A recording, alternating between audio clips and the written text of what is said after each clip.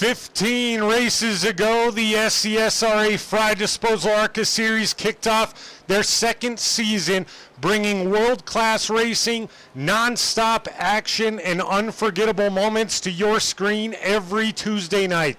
Over 30 drivers lined up at Daytona on night one looking to be named champion. After 4 weeks of playoffs, we are down to 4 drivers who will race it out tonight for the crown. It's Championship Tuesday night in the ARCA Series. Hello and welcome to Championship Tuesday here on Royalty Racing Network. I am Joshua King, and with me in the booth once again is reigning and defending Dev Sports Cards Cup Series champion Jesse Whittington. Jesse, what a night this is going to be. Are you ready? I don't know if I'm ready. I'm excited though. Me too, man. Me too. It's going to be a wild and crazy ride. Take us through Homestead-Miami, what it looks like, and the race details for this evening. Oddly enough, this is a strange oval. It's actually an oval. You got 4 equal turns, fairly equal turns, I should say. Progressive banking, you got 18 degrees down at the bottom, 20 degrees up at the top. You really have any line that you want to run as long as you're trying to find clean air and you can keep the nose settled into the track. Realistically, you can run this car and just about any other car on the service in any line that you choose. Just don't get up into the wall because it will eat you up and spit you out. It's going to be a wild and crazy ride for sure. We were talking to some of the drivers over the last week or so about what the preferred line is going to be, how hard that top line can be, just like you mentioned, but how fast it can be at the same time. It's going to be crazy. But right now, it's time to meet our drivers. These drivers have been on absolute fire all season long, and now they're in the championship round. It's time to meet our final 4. This first driver is racing out of Reading, Pennsylvania. He has 8 top 10s and 6 top 5s on the season. He's been in the mix in every race. He has the second most laps led in the ARCA series with 171. He is the first and only non-chartered free agent represented in the Final 4 in the Frye Disposal ARCA series in history. Somehow he is without a sponsor for his ride. He drives the number 99. It's Kenneth Redinger. Our next driver is a household name in the ARCA series and in the SCSRA. He has 8 top 10s and 6 top 5s with 1 stage to go with it. He leads all drivers in the ARCA series in stage points with a staggering number of total of 79. He is your regular season champion, driving for Venom Racing in the M&M Pet Sitting number 67. It's Matthew Fritz. This third driver has 9 top 10s and 3 top 5s on the season. In 2 of those, he has managed to burn it down in victory lane, taking home the win. He is 4th in the ARCA series with 142 laps led, driving the Venom Racing Vortex Optics number 19 out of Boiling Springs, South Carolina. It's Justin Parham. And finally, our last driver has 11 top 10s. 10 of those were also top 5s. He doesn't just put on a show. The show has been him in nearly half the season.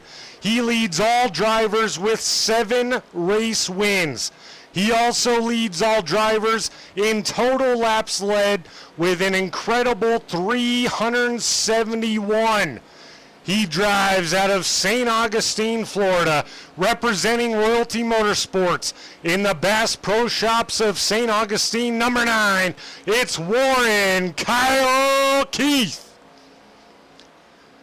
Jesse, we just announced the 4 drivers, and out of those 4, who do you feel has the most pressure on them to bring it home tonight with the championship? I know this is going to sound strange, but whenever you have a season like Warren Kyle Keith had, that is a lot of pressure to put on you to make sure that you can come home with the championship. You know, he's got 7 wins on the season and 14 starts, 11 top 10s, 10 top 5s, and, you know, realistically, he's been dominant all season, so why not capitalize and finish off the season? But it's not that easy, so it's going to be very interesting to see if he can go in without the nerves and finish the job. So I believe he even said that this is first Final Four appearance in any league, so he's got a lot of pressure on his shoulders this week. Absolutely. I was going to say the same thing for Warren Kyle Keith. The pressure has to be immense at this point. He's done everything right throughout the season, and for him, in my opinion, he would definitely look back and think, oh man, I failed. I missed the mark if he doesn't ultimately win the the drivers championship. Now I know everyone is going to be feeling somewhat the same, but guys like Kenneth Redinger, Matthew Fritz, even Justin Parham, they've struggled at times. They've gotten wrapped up in some situations that they didn't want to be in, but you know what? They came through when it mattered most, and they got here, and now that opportunity to take that next step, close it out with being crowned champion of the overall season, would be incredible for any of them. We're going to get now with the drivers for a brief interview to see exactly how they're feeling, and we're going to start with that number 99 of Kenneth Redinger. Kenneth, welcome to the broadcast booth, sir. Congrats on being a part of the Final Four. Tell us how you're feeling about, 1, getting in tonight, and 2, going forward into this race, what you feel you have to do to be crowned champion by the checkered flag. Yeah. Well, last weekend that was all luck with the way that race played out at the end. I should have been out because I think I was running like 19th before that last restart.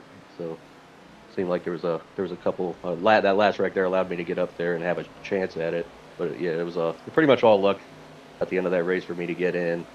But as far as here, this is another track that I'm not too comfortable at. I think my teammate Matthew Fritz is a little bit better here, so he's probably our best shot at having anything for Keith. But we'll see. I'll just try to work on my tire saving and not hitting anybody. Yeah, that's always a good plan. Don't hit anybody. And you mentioned, I got lucky. There was some luck involved. Hey, we all know that's part of racing, man. You go out there and try to avoid the chaos, save tires, control what you can control, and then sometimes you need a little luck on your side. Sometimes it ends up being bad luck that happens to you, but you made it this far. I mentioned in driver intros how you're not on a team. You're a free agent, unsponsored, on the car. Shouting that out to everybody in chat. If you guys want to sponsor the 99 of Kenneth Redinger next season, reach out to me. We'll get you connected one way or another. But Kenneth, we're not going to take up too much of your time. We're going to do a little interview with everybody, but wanted to get with you, see how you're feeling, congratulate you, and then lastly, give you an opportunity to thank or shout out anyone you'd like to tonight. No, just the usual. Just shout out to the league. It was a good season. Just shout out for them putting everything on for us to come out here and have some fun. Right on, man. Well, we're glad you're here. Congrats once again on making it, and we'll let you get back to work and focusing in there on that race. Okay. Thank you. Once again, folks, that was the driver, the number 99, Kenneth Redinger. Next up on the list, we're going to try to get with Matthew Fritz. He is in the session. However, he is not in a voice chat. Scanning to make sure I'm not just blind, and I am not. So we're going to skip ahead one to the 19 of Justin Parham. We'll check back in with Matthew Fritz. I also noticed that Warren Keith is not here yet. So we'll get first with the 19 of Justin Parham. Justin, welcome to the broadcast booth. You got that number 19, first quick in practice. Good start to the night, of course. Congrats on making the Final Four. Tell us overall how you're feeling coming into tonight, if you have a strategy, or is it just, hey, I got to take that checkered flag to get her done tonight? Well, definitely got to take the checkered flag more than likely. But not 100% sure how I'm feeling on the night. Homestead's always been a pain for me at saving tires, so that's going to be one of my main focuses, is just trying to preserve my tires, because Homestead eats the tires up. Yeah, and we've heard that from Kenneth Redinger as well. Based off your practice time, do you or practice time in practice, I should say, do you feel like the bottom is going to be a little bit more beneficial, or is it going to be the top line, or kind of see how things develop throughout the evening? I'm thinking the bottom, but I'm not sure. Just gonna have to see how it goes, and like you said, develops throughout the evening. I feel like maybe you can save a little more tire on the bottom, but even then, with as much tire wear as there's gonna be, it's gonna be hard to pass the guys on the top with the momentum coming off the corner. Fair enough. Well, Justin, we don't want to take too much of your time, but congrats once again on making it. Best of luck tonight. And who do you want to thank or shout out this evening? Just the league for putting everything going every week, letting us get out here and do it. You for broadcasting it, and then all of my teammates for being there every week. Right on, man. Well, Justin, always a pleasure to talk to you. Go back to putting that work in, and maybe we'll be talking to you after the race tonight. Thanks, sir. Once again, folks, that was the number 19 of Justin Parham, and Jesse. They seem calm, cool, collected, and ultimately ready to go, I would say. Yeah, I mean, about as good as you could ask for. They all seem to be in the right mindset, but it's always easier said than done. We had this discussion a couple weeks ago, specifically like a couple weeks ago whenever I picked him to win the race. I said if he can keep his nerves down, and nerves kind of got the best of him. He ended up falling back in the pack a little bit and didn't get the finish that he needed, and ended up, it ended his championship run essentially. So, you got to have the mindset, but not only have the mindset, you got to act on the mindset. Yeah, absolutely. And just to bring that up, don't want to rub it into anybody, but the two drivers that just barely missed out on making the round of four missed by 2 points. And when you go throughout the season, it's really easy to disregard missing a stage point at times, or a situation that it didn't really work out. Then you get to that situation and you're going back through every single race. Oh man, I could have got stage points there. Oh man, if this didn't happen. It's really easy to kick yourself, and that's why we stress it every single week, week in, week out, how important those stage points can be, the finishing position can be. And I feel like sometimes some people think, oh, it's a little overhyped, over-exaggerated. It's not. You get to the very end, and it is mere points of what you missed out on. And, it's wild and crazy. But Scooter, welcome into the chat. Alicia, welcome in. First one, as always. Denise King, welcome in. And everyone, I'm going to ask you all watching at home, please tap that little thumbs up, the like button. Our goal tonight, I would be thrilled if we could get to 20. We average about 25 to 30 people in here during the live broadcast.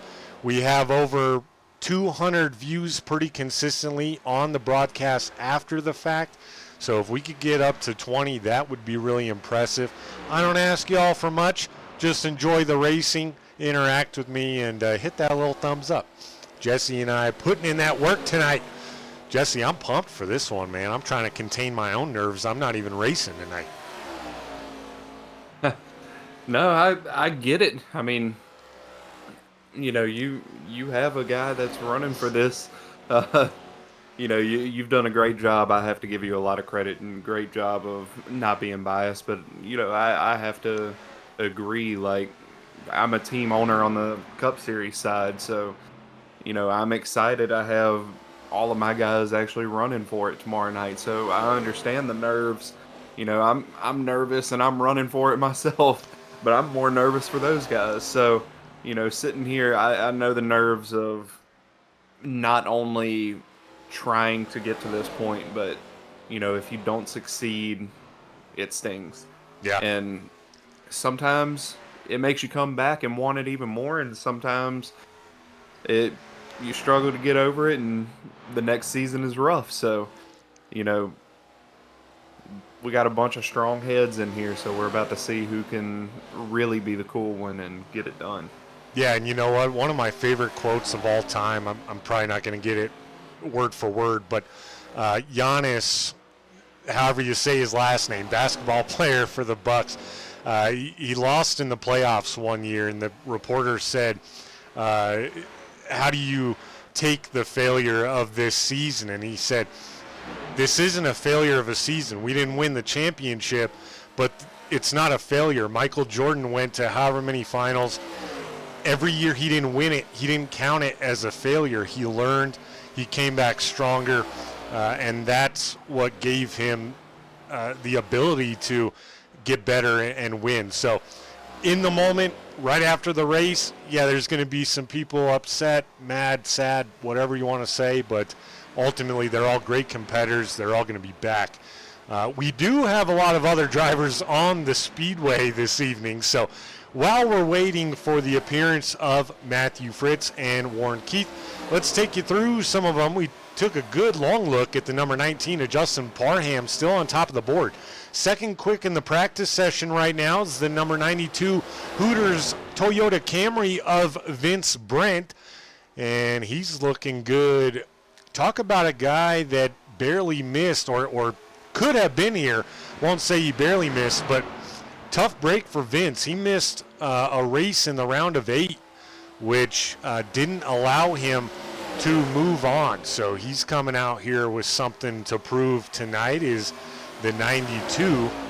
Then you go back here to the 83 of Ryan Hufford, always one of the fan favorites, and Joey Gonzalez let us in perfectly here with his teammate Nicholas Walthorn. Both of them always have a big crowd in the chat and watching from home.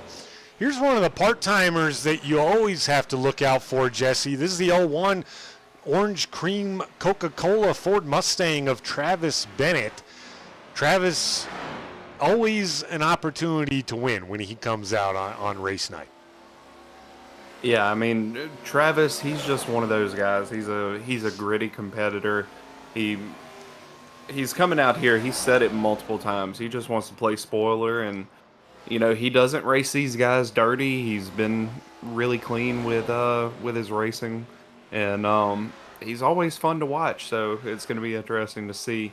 You know, there's a very good chance. There's a much higher chance at a track like tonight with only 4 drivers in the playoffs for there to be an upset. So he's definitely one that you want to circle week in and week out whenever he races. Yeah, 100%. And I know he's looking to potentially come back full-time next season, and that's going to put everybody on notice here. But we took a look at the 99 of Redinger. Warren Kyle Keith is out there now, and we're going to steal Warren as he's pulling off into the infield here briefly. Warren, welcome to the broadcast booth. You got a new Bass Pro Shops paint tonight for championship week. You come in number one seed, basically, right? Everyone's even on points, but you were strong basically all season long, led the series in a lot of categories. What do you have to do tonight to put it all together and be crowned the champion rather, by the time the checkered flag waves? Yeah, that's a great question. Kind of just have to keep the car clean here. See what the car does. It's going to go from a day to night transition, it looks like. So kind of just play the track and see how it goes. You know, the track dynamics have changed in iRacing. I can just tell you from just going out and doing a couple practice laps, you could run the bottom, you can run the fence, and lap times are going to be pretty close. So just depends on what you want to do, where you want to go. But I think whoever's just going to save the right front, kind of like Darlington, might win this race. Obviously, you don't have to win the race to win the championship, but I got a feeling with the guys that are here, especially the Final Four here, we've all won races this season, so it's going to probably end up being probably have to win this race. Right on, man. Well, we know you just got in here, and we wanted to steal you real quick. We're not going to keep you, though. Congrats on making it this far. Good luck tonight. Anyone you'd like to thank or shout out before we let you go? Yeah, I'd like to thank everyone at Royalty for having me on this season. It's great group of guys, great team. Glad to be representing them in this championship battle. Hopefully we can go out and get a championship for the driver and the team championship tonight. And everyone at Bass Pro Shop St. Augustine for allowing me to come and ask them to be on the car, to be on a broadcast. So it's pretty cool. And hopefully we can go out there and get it done. Right on, man. Well, we'll let you get back to practice. Good luck tonight, and maybe we'll be talking to you after the race. 10-4, thank you. Once again, folks, that was Warren Kyle Keith in the brand new paint job in the on the 9 rather. And let's get back to showing you some more drivers that are out on the track.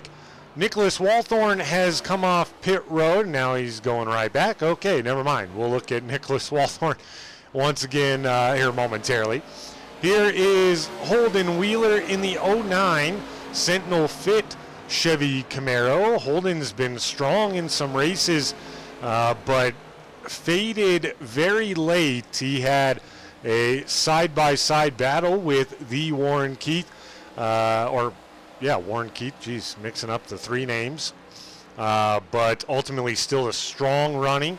He's only made 4 or 5 races, has Holden, so if he comes back full-time next season, look for him to be strong.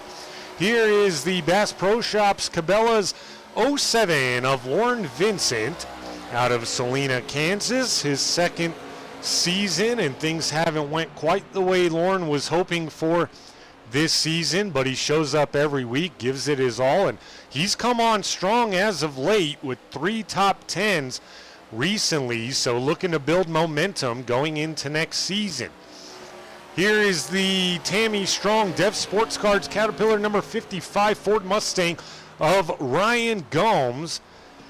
Also a driver that was hoping to make playoffs this season, and things just didn't go that way. He found a lot of other people's problems, like so many tend to do at times, and just on a bad streak prevented him from getting there. But shout out to Ryan. And this guy right here, Josh Hall, in the hashtag Tammy Strong Dev Sports Cards Ford Mustang in the 81. Both phenomenal admins. Want to thank them for all their hard work that they've put in all season long here for both the SCSRA Frye Disposal ARCA Series and the Dev Sports Cards Cup Series on Wednesday nights. Their championship race again tomorrow night. Gonna be an awesome one. My co-host going for his second and back-to-back championships in that series, so good to have him along here on Tuesdays with us. Here's the title sponsor car of Jay Stinson out of Bristol, Tennessee, in the Frye Disposal number 31. New paint job for Stinson tonight as well. And just like Josh Hall and Ryan Gomes, we'd like to thank Jay Stinson and Frye Disposal for being on board with us this season and last season, and everything they do for the ARCA series. And they are coming back next season, so it will remain the Frye Disposal ARCA series. We're excited about that. He's also got a new sponsor on that Chevy Camaro, the Glade Springs Company. We're going to have to talk to Jay and see what that's all about at some point. Here's another tough competitor, part-time runner this season out of La Follette, Tennessee. That's Corey Bunch in the orange 02 Ford Mustang. And he was full-time with us last season, but brought her down to part-time this year. Has yet to take the checkered flag and go to victory lane this season, but he's always a threat to do so. And he's always a blast to talk to. Oh, welcome back, Jesse. Yes, he is, man. He's a hoot to talk to. He'll have you laughing, and he's always got really, really awesome insight, just like you, into the track and the racing, the car, everything. He's way more colorful. He's more entertaining to listen to, though. He's so fun to talk to. Oh, I was a doubt teammate that. with him in the Cup Series last season, and it was a blast. Yeah, I got an opportunity last season to spend a little bit more time with him, when I wasn't doing the races, and yeah, he's a pleasure to chat with and talk to. But here is the 54 of Nicholas Walthorn. He was just hitting pit road as we looked at him last time, but there he is in the Rowdy Energy Chevy Camaro tonight. And Joey out there chatting, or rooting for him. Alicia rooting for him from the other room. Tell you what, Alicia, if Nicholas doesn't have it tonight, you got to go in there and give him a pep talk. All right, it's championship night. He's got to get in victory lane and show these guys what's to come next season. He's been running fantastic recently. And here is Brandon Anderson in the no live bait needed number 49. New paints. Everyone bringing new paints out on championship night. Jesse, what do you think? You like it? Yeah. Oh, look, yeah, I know it's a pain in the bahonkus if you're a broadcaster or in the booth or something like that, trying to keep up with all of these new paints. But man, being a designer, I love seeing these guys come out with some creative minds and bringing something new to the table. You know, I ran probably 6 different paints in the Cup Series, so I love it. I respect it. Yeah, man, and there's a lot that goes into it for a lot of teams, a lot of drivers. For those that have sponsors, it really is a process. You try to work out, okay, what races can I run this paint? How do I get everyone equal time? It's very familiar to how they do it in real NASCAR, live NASCAR that you see on TV. So it's not just, oh, I want to put this together and run it, but there's a lot to it. I do see we're approaching 1 minute. We're going to get with Matthew Fritz just quickly here. He finally joined a voice chat. Matthew, welcome to the broadcast booth. We only got a minute or so, but we wanted to see how you're feeling about tonight and congratulate you on making the championship 4. Just go out there and see what we do. It's the car's tight. I don't like a tight car, but we'll figure it out. And hopefully we can bring one. Last season I was very close to having a championship, so let's get some redemption. Yeah, man, you already got one in the tally mark this season. You're the regular season champion. We announced that in the driver intro, so that'd be great to follow it up with a driver championship overall for the season. Before we let you get back to work, though, and focusing in on qualifying, anyone you'd like to thank or shout out tonight? Yeah, I just got to thank my mom, my dad, my grandmother. I got a bunch of people watching, from Facebook and all my other family, so shout out to them. I got to shout out Jay. He's really helped me a lot.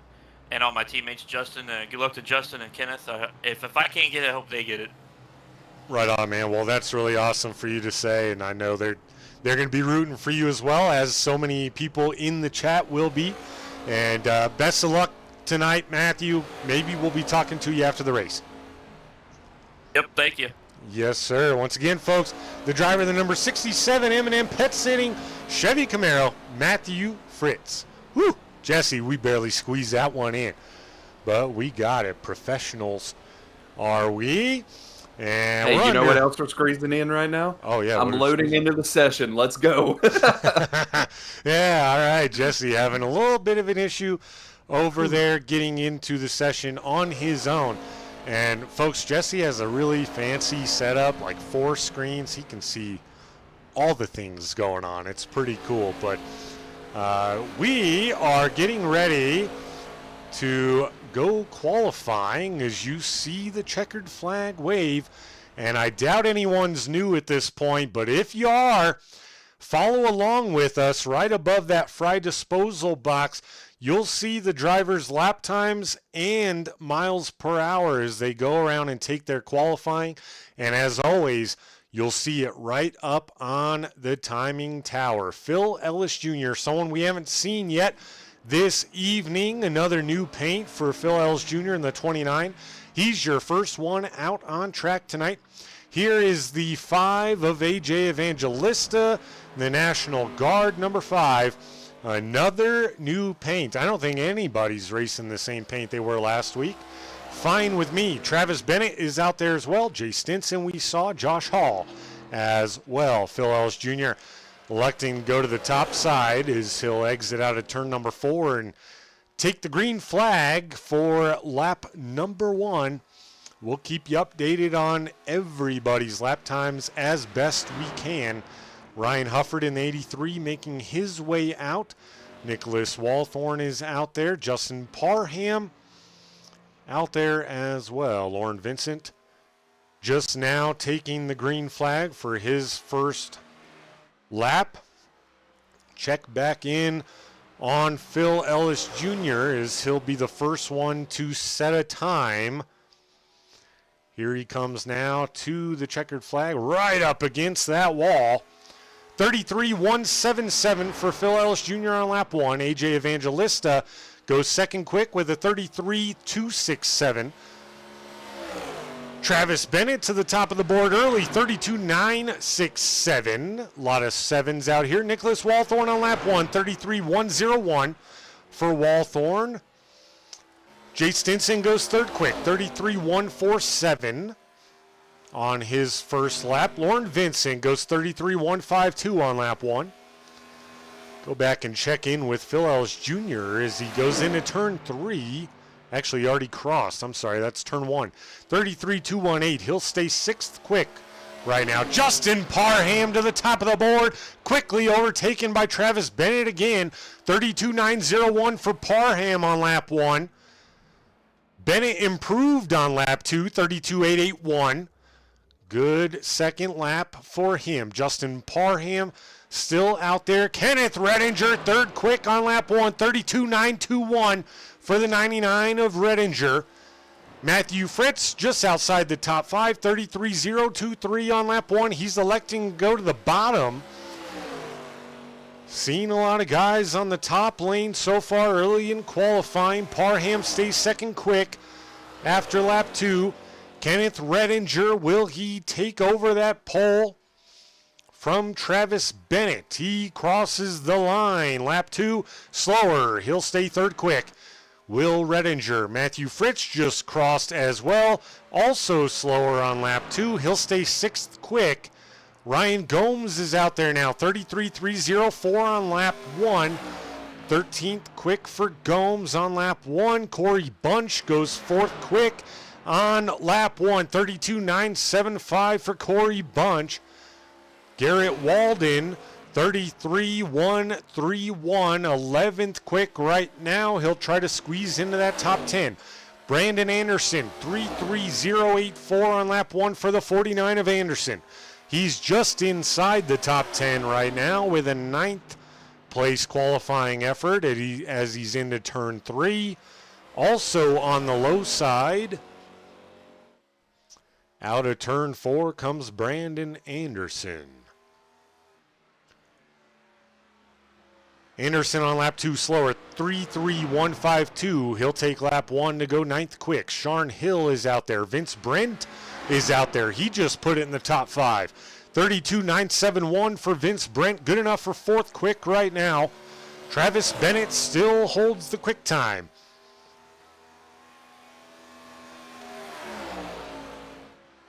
Sharn Hill on lap 2, 33.003. Seventh quick for Sharn Hill. Good second lap. We've seen a lot of guys slower on lap 2. Not the case for Sharn Hill in the 05. Vince Brent crosses the line for his second lap, 32.979. He'll take lap 1, still fourth quick. Ian Davis out there, he crosses the line for lap 2 as well. Does he improve? He does not. Ian Davis, 18th quick. Warren Keith is on the Speedway, 33.108 on lap 1. 14th quick. He'll look to improve on his second lap. No one else out on the Speedway, and Warren Keith a little bit late to the party. He will start 14th. Gotta believe that's probably not what he was looking for. Let's bring up tonight's starting grid and go through it with you. 20 cars on the grid. Travis Bennett in the 01 will take the pole. Justin Parham in the 19 will start second. Kenneth Redinger in the 99 will roll off third. Vince Brent in the 92 will start fourth. Corey Bunch in the 02 rounds out your top 5. Jay Stinson in the 31 will start sixth. Sharn Hill in the 05 will roll off seventh. Ryan Hufford in the 83, who's also in chat, will start 8th. Matthew Fritz in the 67 will start 9th. Nicholas Walthorn in the 54 will round out your top 10. Jesse? Ooh, Jesse, MIA maybe? All right, Jesse. Oh, there he is. I'm still having some issues, man. I still haven't loaded it. That's all right. I don't know what's going on, man. I'm sorry. No problem. Brandon Anderson will roll off 11th. Josh Hall in the 81 will start 12th. Garrett Walden in the 43 will start 13th. Warren Keith, the lowest of 4 playoff drivers, will start in 14th. Lauren Vincent in the 07 will roll off 15th. Phil Ellis Jr. in the 29 will start 16th. Holden Wheeler in the 09 will start 17th. Ian Davis in the 69 will start 18th. AJ Evangelista will start 19th. And starting in 20th, last car on the grid will be the 55 of Ryan Gomes. Let's go trackside now. What a great shot we have here at Homestead-Miami Speedway of the field of 20, looking to line it up and get ready to go green here on championship night. Folks, in your timing tower to your left, you will see 4 names highlighted in turquoise, and those are your championship 4 playoff drivers, so you can follow along with them. No need for a split screen tonight, as we have an even 20 cars on the grid, so you'll be able to see where everyone is at any given time all night long. Gonna be a good one. We got the stage on lap 30. 110 laps is the total distance. Stage points do not matter tonight. It merely resets the field and gets everyone gathered back up together. Travis Bennett, Justin Parham going to lead us to green. Only 2 playoff drivers starting in the top 5.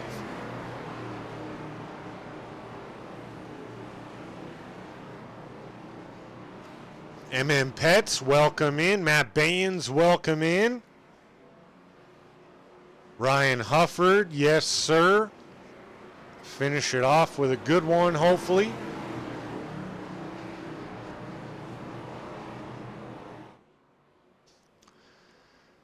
iRacing.com pace car pulls down on the pit road, and we are green here at Homestead-Miami on Championship Tuesday.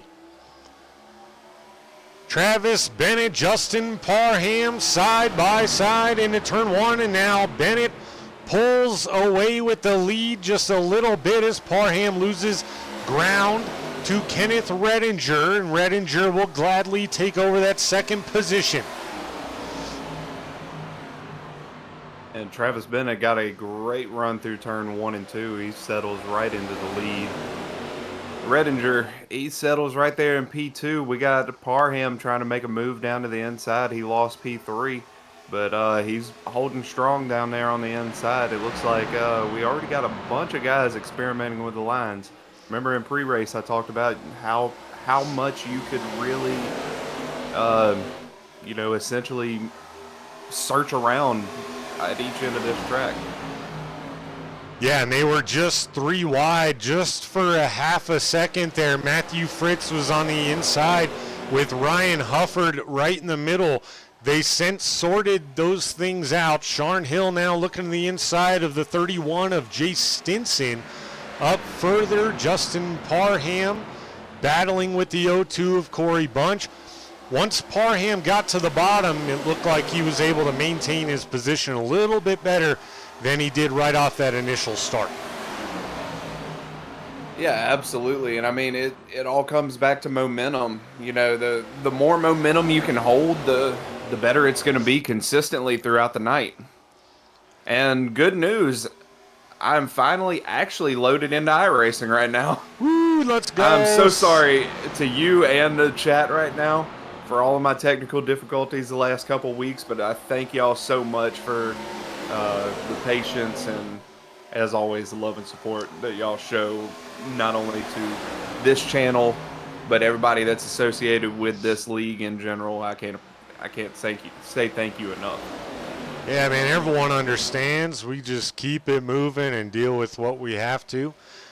Vince Brent in the 92 has taken over the lead, and Travis Bennett now perhaps falling back a little bit further as the 19 of Parham looking to take over third, and he will. Now Bennett has company with the 05 of Sharn Hill looking to the inside, but he also has company himself with the 81 of Josh Hall to his outside. Yeah, I mean, it just like I said before, you can search around here. Now, I will say in turn 3 and 4, right about dead smack in the center of the corner, you have a nice little bump all the way up against the wall. So you'll see a bunch of these guys, they'll run all the way up against the wall, especially late in the run in turn 1 and 2. But you'll see them probably about a lane and a half off the wall through 3 and 4 unless they get really brave and try to drive through those bumps. Yeah, and Sharn Hill rocking that outside lane the last lap or so. Massive runs on the 01 of Travis Bennett. Now he cuts it back to the inside and passes the 19 of Justin Parham. Sharn Hill on a mission. He's up 4 spots already on the evening. Check in with the number 9 of Warren Keith. He's up 5. Battling with the 02 of Corey Bunch right now, but got a lot of traffic right there in front of him. We'll check in with them here momentarily. And Jesse, you mentioned it. A lot of lines here. Oh, no, and they get squirrely. Matthew Fritz involved. He's going to lose a lot of momentum there. Is the 67. I'm almost curious if that may have been a push gone wrong. Not quite sure. He sure got wiggly for sure, but he holds it together, settles it back in. Matthew Fritz down 6 right now, back into 15th. He'll be back. It doesn't look like he has any visual damage, just a little scrape on the left-hand side, so he may be good, just lost some momentum. Yeah, and it didn't look like he hit that wall all too hard. He did a great job of saving it. Now Josh Hall battling with Ryan Hufford here. Ryan Hufford right where he started, and back and forth they go. Hard to focus on Ryan as he blinks every so often. Top 6 all single file. Now make it top 9 all single file. Back to Josh Hall and Garrett Walden. Yeah, and I can tell you right now, I went back and looked at what happened with the 67 of Matthew Fritz. The 43 of Garrett Walden, he got a huge run off of turn 4 and went to make a move down to the inside and just kind of misjudged. Garrett made contact with the rear bumper as he was moving down and, just kind of sent Fritz into the wall. So I know Fritz he can't be happy right now, but the good thing is he's still got a car. He's not going to have to use a fast repair. So and points don't matter tonight. It all depends on where you finish. So it could have been a lot worse, but here we are. He's good to go. That's and they're right. looking 4 wide right now. Yeah, I was just going to say nearly 4 wide. Matthew Fritz very low on that inside lane. Josh Hall there. Brandon Anderson, Corey Bunch as well. Once again, they sorted out. Corey Bunch now side by side with Lauren Vincent, who's really high up the speedway. Great run on exit of turn 4, though, as a couple guys scraped the wall just a little bit. Matthew Fritz going 3 wide again on the inside. Looks like he did make the pass on Josh Hall. Now, I will say, I just now stated he's got a clean car. He's looking good. He's still got a shot at it. It's a long race, but man, if he keeps on making moves on 3 and 4 wide, it may be a long night for him. I hope he kind of settles in and stops seeing red so that he can kind of focus forward. Yeah, and ultimately, like you mentioned, stage points in general, they do not matter tonight. It all matters about being there at the end, giving yourself an opportunity to finish higher than the other 3 playoff drivers, as we see Garrett Walden make a really nice move on the 83 of Ryan Hufford. Looking to the inside, this would be the battle for 7th. Warren Keith, huge run off turn 4, right to the back bumper of that 83 of Hufford. Now, if you think back to a week ago after he got the win, he said he was excited and he loves running the wall. So here he is. He's the highest on the track right now. Not in terms of positioning, but in terms of where he is in the corners. He's all the way up next to the wall, except for right now. He made a move down to the inside, and he actually gets a little choked up by the the 01, of Travis Bennett. Yeah, and what an amazing move he just made half a lap ago, where he was on that top side, cleared Hufford, and automatically shot it down to the inside of the 31 of Jay Stinson. Now he's right back to the top. Check in on the lead up front. Vince Brent still comfortable out there. Kenneth Redinger, your highest running playoff driver, but right on his back bumper is that 19 of Justin Parham, followed by Sean Hill waiting to pounce, and Warren Keith is closing in quickly. Yeah, he's the only one that's comfortable running all the way up against the wall in turns 3 and 4. He's kind of got a little bit of a strange line. He's kind of diving off the corner a pretty good amount on both ends of the track. But, hey, if he can run up there and save some tires, I think that's the way to go, is he's actually closing in on the rest of the championship battle right now. Yeah, and on exit here, he should be able to clear the 05 of Sean Hill. He will take over 4th. 3 playoff drivers now into the top 5. Matthew Fritz working his way back up. He's back into 13th as he just got around the 02 of Corey Bunch. He has his sights set on the 07 of Lauren huge Vincent. Move for Warren for the championship lead right now. I'm sorry, he made a move to the inside. I'm sorry to cut you off. I just saw it out the corner of my eye. That's fine, and in the blink of an eye, we looked away just for a fraction of a moment, and Justin Parham battling back on Warren Keith, but Warren temporarily was scored in the 3rd position. He is your biggest mover right now, along with Holden Wheeler, both up 10 spots. Warren does clear, but Justin Parham getting a really nice drive on entry of those corners. Just doesn't quite have the momentum and the run on exit like Warren Keith does.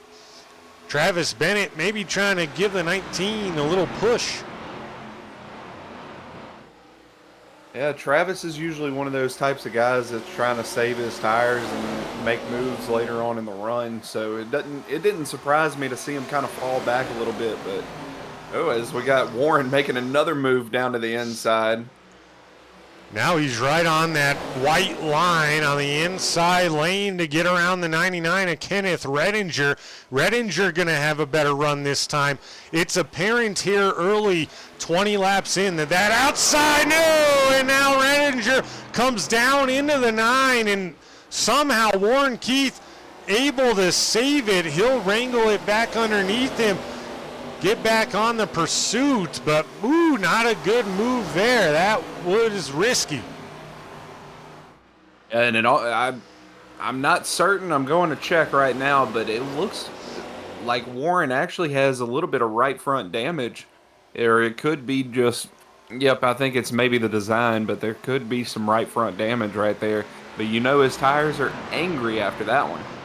Yeah, and Kenneth Redinger in the 99, he didn't come out unscathed. He did drop 4 positions, rather. He's back to 6th now as he has a little bit of work to do. Travis Bennett, Holden Wheeler up in front. Holden Wheeler now checking on him. He's in the 09 right here, Sentinel Fit Chevy Camaro.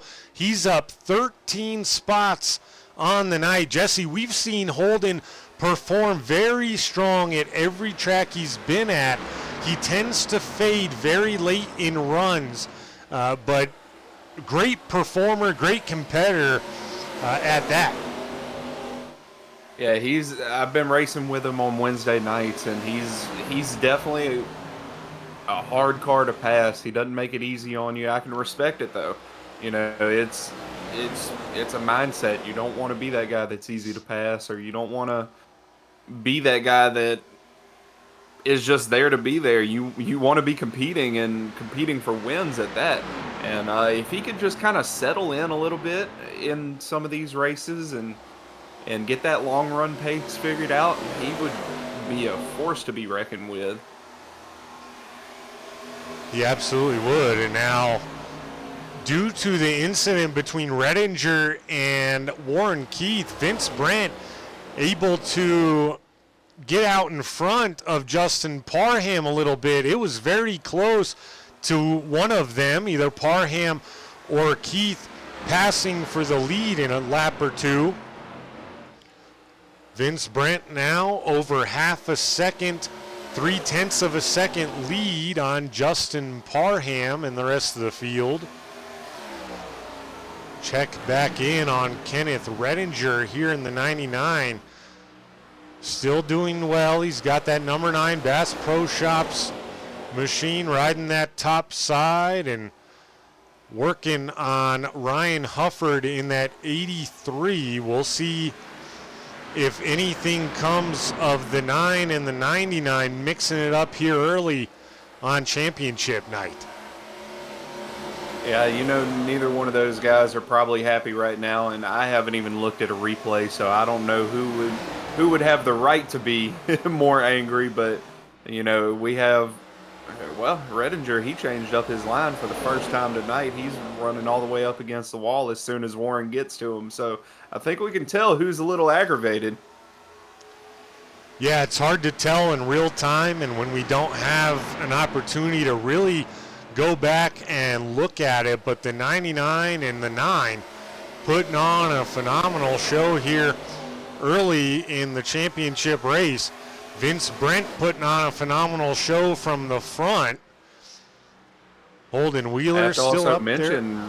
Sorry about that. Go ahead. No, Matthew Fritz slowly working his way back up through the field after he lost a bunch of track position. He fell all the way down to, I believe it was 18th at one point, and he's just kind of slowly picking them off one by one. So it looks like he's kind of started to settle in and do what we know him, do what we see him do all the time, and just start making up some ground, especially on the long run. Yeah, and that's important for Matthew because the stage points may not matter, but the track position will. And if he can get this 67 up into the top 10 by time the stage rolls around, that's going to be really beneficial to him for the rest of the race, as opposed to restarting after the stage back in 15th, 16th position, I would imagine. Yeah, absolutely. I mean, you got to think he's probably looking in his windshield right now and seeing, he's got his eyes right there on guys like Keith and Redinger right now. Parham's a little bit further up the track, but man, he's really settled in. You can kind of see him searching around. He's not in a panic. He's just doing what he needs to do. So this is fun to watch. He's gonna be right there. He's gonna have his shot. He's just gotta keep on settling in and do what he's doing right now. Absolutely. And Garrett Walden rather, has worked his way up into the top 5. He's having a good night as well. He's up 9 now on the evening, and a lot of company right behind him as Kenneth Redinger tries to move up once again, working on the 09 of Holden Wheeler. Those cars look so similar, Sharn Hill and Holden Wheeler. But he gets by him now. He'll try to get past the 01 of Travis Bennett, but Wheeler not going to give it up easy. He's battling back on the outside lane. Yeah, we're closing in on the end of stage 1. Vince Brent, it looks like he's going to be able to take this fairly easily. But, man, Wheeler, like you said, he just kind of started falling back. He made it all the way up to, I believe it was 3rd or 4th, and fell back about 3 or 4 spots before the end of the stage. So stage points. What an entertaining first stage. yeah, that was wild. And now we have all 4 drivers. Matthew Fritz just outside of the top 10, but they're all up there within striking distance. Stage points look like this. Vince Brent wins the stage. Justin Parham, Jay Stinson, Garrett Walden, Travis Bennett to round out your top 5. Kenneth Redinger, Holden Wheeler, Warren Keith, Ryan Hufford, Sharn Hill to round out the top 10. And as I mentioned, Matthew Fritz just outside the top 10. But again, stage points do not matter. The track position for Matthew Fritz to get back up into 11th by the end of the stage, that could be crucial for the 67 of Fritz. Yeah, I mean, making up all those spots there at the end of the stage, and he's got a shot, as long as he doesn't have damage to repair, he's got a shot to really, be in favorable track position, because you're going to have people going all over the place. If he can just play it smart, that's all he needs. We know he can save some tires, so but it seemed, oddly enough, it seemed like later in the run it was almost more difficult to make passes. So usually it's kind of the other way around. Yeah, I mean, who knows what's going to happen. We saw the high line develop there, but then the low line was battling back with some guys that clearly saved some tires. We're going to let these guys pit. We're going to step aside to hear a word from our sponsors. Stay with us. Plenty of racing action to come. Don't go anywhere.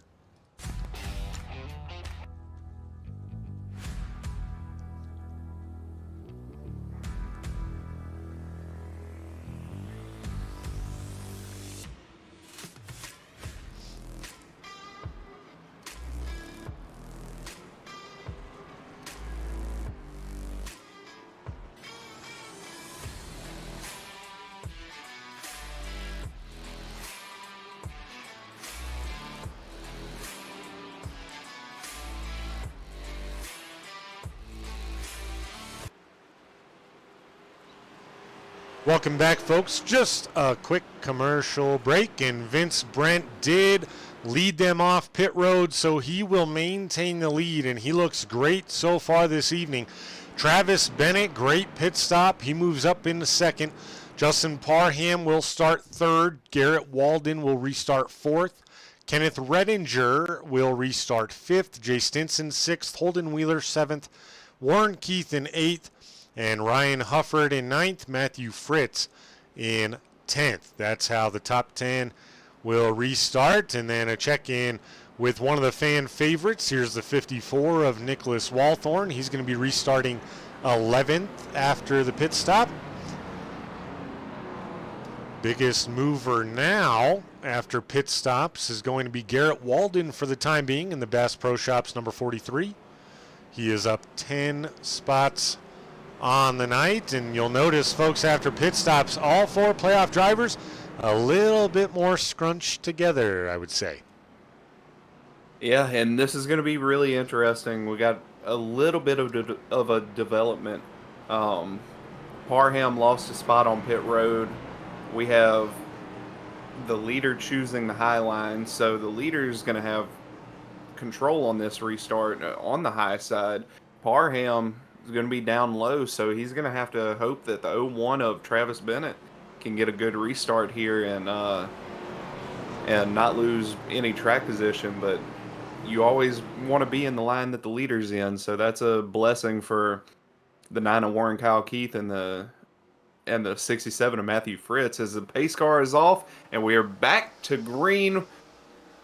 01 of Travis Bennett actually gets a fantastic restart on the low side.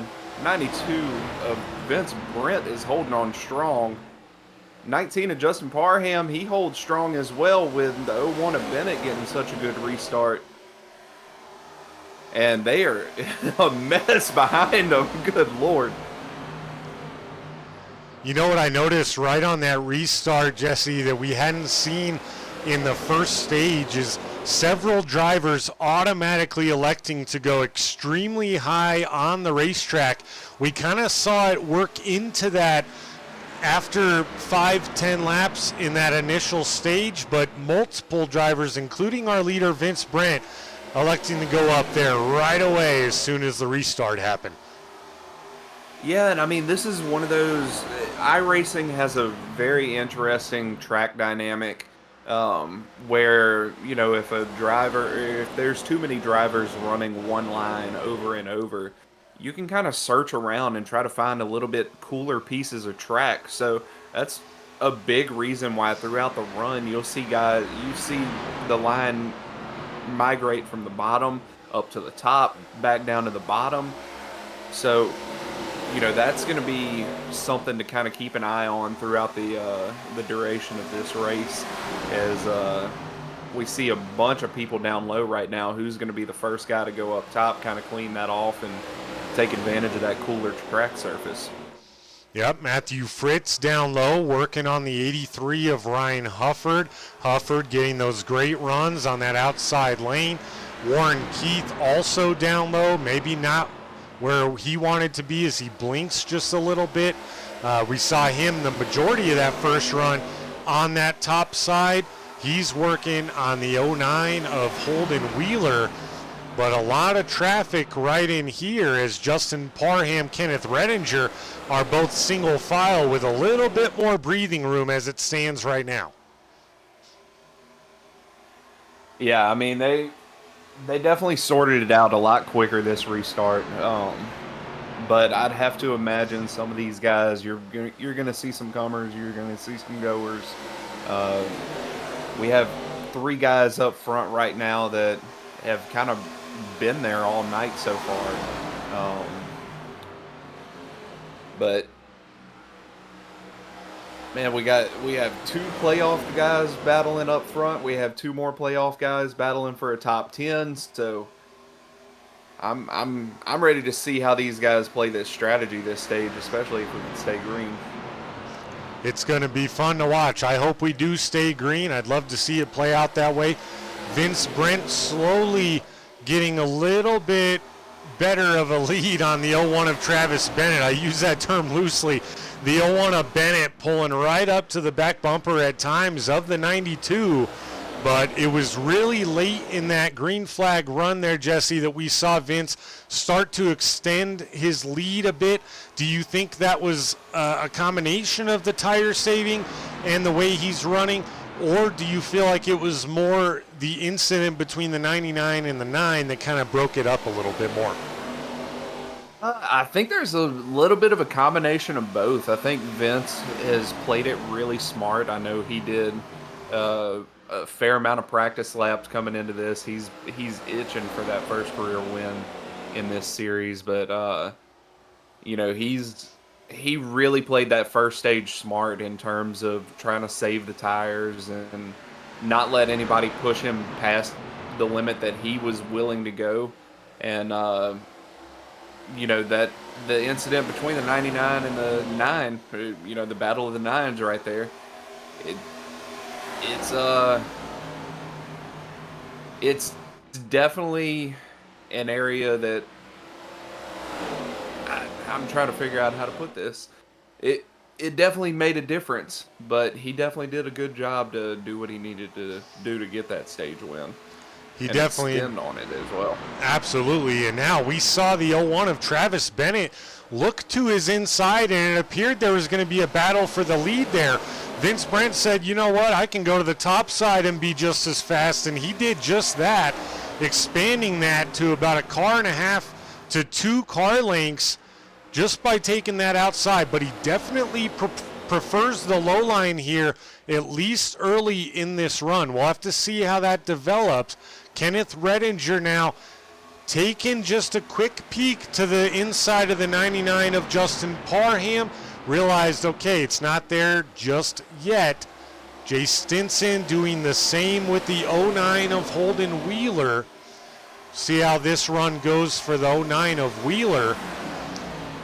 Ryan Hufford still staying tough there in front. Oh, as he blinks once again, Matthew Fritz has gotten to the outside of Warren Keith now.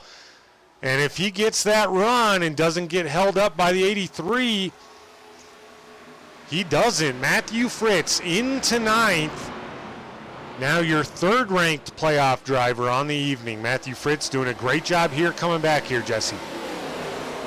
Yeah, absolutely. I mean, Matthew Fritz, he's doing a really good job of keeping his head cool, and I was questioning some moves that he was making, but I mean, he's keeping the car clean and doing what he needs to do. So I'm happy to see him still in this battle and not giving up on it, especially whenever he could have so easily.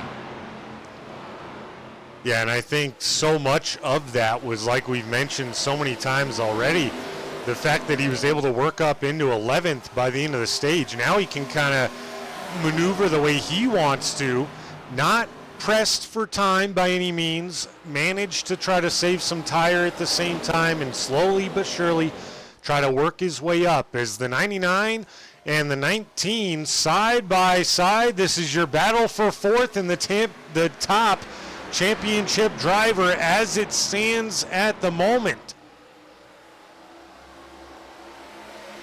Yeah, and the key thing that you said right there, at the moment, because the 19 of Barham makes a run on the outside. So, man, it's all about the runs that you can get at this track. It's a tough place to hold track position, and it's an even tougher place to make passes. It is. We've seen that midway through the first 2 runs here, how difficult it can be, as now the 19 finds the wall a little bit, doesn't appear to have lost too much momentum. But Jesse, where we did start see the passing become a little bit more frequent was near the end of the run, as some guys maybe didn't save tires like others, and then we saw those different lanes like you talked about in the pre-race show start to really develop later on.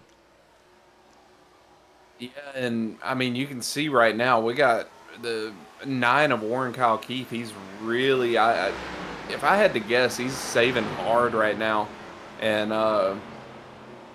it's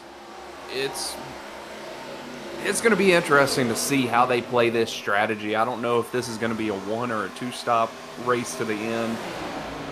Potential for a 2 stop, most likely a 1 stop, but you want to have those fresher tires at the end of the run. So, if Warren keeps on going with this kind of momentum, saving tires, he's going to be able to stretch it a little bit further and have just a little bit fresher tires to do something, as long as he doesn't lose too much ground right here. Yeah, an interesting development here, as you were mentioning Warren Keith situation, the 67 of Matthew Fritz, we just saw him up in 9th just moments ago, and I'm not sure if maybe he shut it down to do exactly what you said, save tire, or if something may be wrong with the 67, he's now back to 12th, running that high side, still hanging with the 9. What do you make of that, Jesse? If I had to guess, just saving. I wasn't able, because of my difficulties earlier, I wasn't able to hop in the car. You heard Fritz talk about how tight the car was, but I don't have a number on what to expect with fuel usage tonight. So whether it's saving gas, maybe saving a little bit of tire. Oh, the 54. Whew, that was close. Yep. Right. 54 Walthorn looked like he got a little nervous running the middle line, tried to give a little too much room to the guy on his outside and made some contact with Sharn. Yeah, But, right in front of Matthew Fritz, right around the 9 of Warren Keith. Everyone keeps it straight, though. Great driving by those guys to avoid any sort of disaster. We got some moves going on up front. It's gotten pretty close. Travis Bennett just passed for the lead on Vince Brent for the first time tonight since Brent took it over early. But Vince battling back on that inside lane. He is going to clear the crossover by the 01 of Bennett. What a move to barely clear the 92. Wow. I will say it's getting colder here. The track temp has gone down about 8 degrees already. It's a little bit harder to run this high side, but man, these guys are putting on one heck of a show for us tonight. I mean, it's a crossover after crossover. I was just going to say that after every single corner, the next guy crosses over. Now it looks like Vince Brent going to have a little bit more momentum on the 01. The 01 electing not to pull the crossover move. That's going to allow the 43 Walden to put his name into the hat here for a potential lead change. The 01 just scrubs the wall just a little bit. The 01 or the 19 and the 43 making moves here. Yeah, it seems to me like he's just sitting back watching these guys battle it out and taking advantage where he can, but it seems to me like as the track cools off, it's actually a little bit tougher to not necessarily stick to the high side, but, you know, with the grip coming up on the low side, I think it may be really difficult for these guys to actually hold position if you're straight up running the high side the whole time around the corner. So, I like this development. I like seeing these guys searching around, but, you know, seeing what's working versus what's not. It is extremely exciting to watch. The 92 of Vince Brant back to the point now. Just about a 0.2 of a second lead, so not really breathing room, but he maintains it for now. Go back and look here. The 9 all of a sudden of Warren Keith all the way up to 6th. That happened in a matter of 2 to 3 laps. Jeez almighty.